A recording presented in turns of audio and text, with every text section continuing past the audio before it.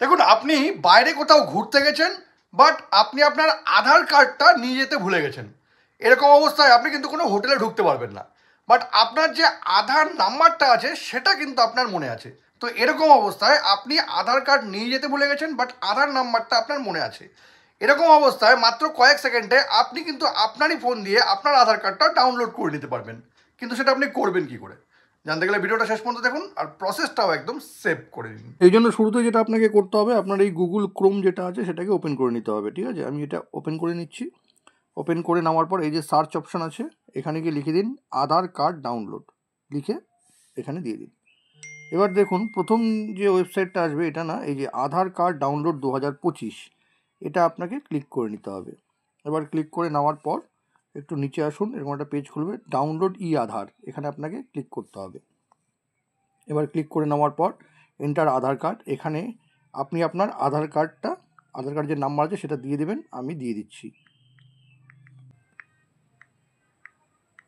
দিয়ে দিলাম। দিয়ে দেওয়ার পর দেখুন এখানে আছে এন্টার ক্যাপচা, এটাকে ক্যাপচা বলে, উপরে যেটা লেখা আছে সেটা কিন্তু দেখে দেখে এখানে দিতে হবে।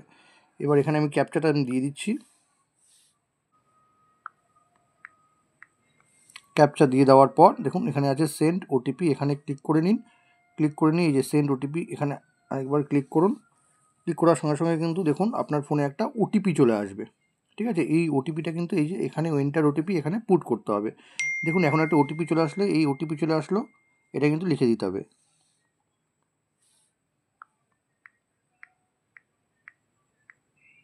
এটা আমি দিয়ে দিলাম। দিয়ে দেওয়ার পর ভেরিফাই অ্যান্ড ডাউনলোড, এখানে ক্লিক করতে হবে। এবার এখানে ক্লিক করে নেওয়ার পর কিন্তু একটু টাইম নেবে। টাইম নিয়ে নেওয়ার পর কিন্তু আপনার যে আধার কার্ডটা আছে সেটা কিন্তু চলে আসবে। ঠিক আছে, দেখুন এই যে সেভ হচ্ছে আধার কার্ড।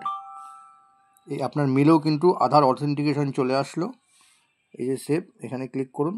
ক্লিক করে নেওয়ার পর ফাইলে কিন্তু এটা সেভ হয়ে গেল।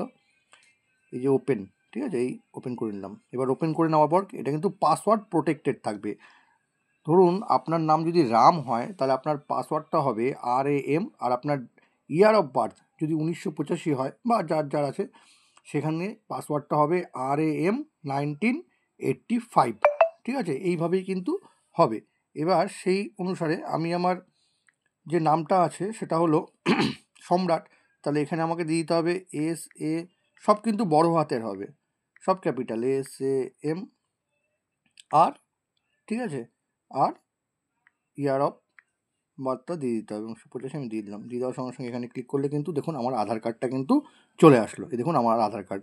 ব্যাস, এইভাবে কিন্তু আপনি আধার কার্ডটা খুব সহজেই কয়েক সেকেন্ডেই কিন্তু বের করে নিতে পারবেন। দেখুন মাত্র কয়েক সেকেন্ডে আধার কার্ড ডাউনলোড করার এই দারুণ প্রসেসটি যদি কখনো আপনার কাজে লেগে থাকে তবে কিন্তু এটাকে অবশ্যই শেয়ার করবেন। আর এরকম নতুন নতুন ইনফরমেটিভ ভিডিও পেতে প্লিজ সাবস্ক্রাইব আমার চ্যানেল সাবজেক্ট সম্রাটকে। Thank you.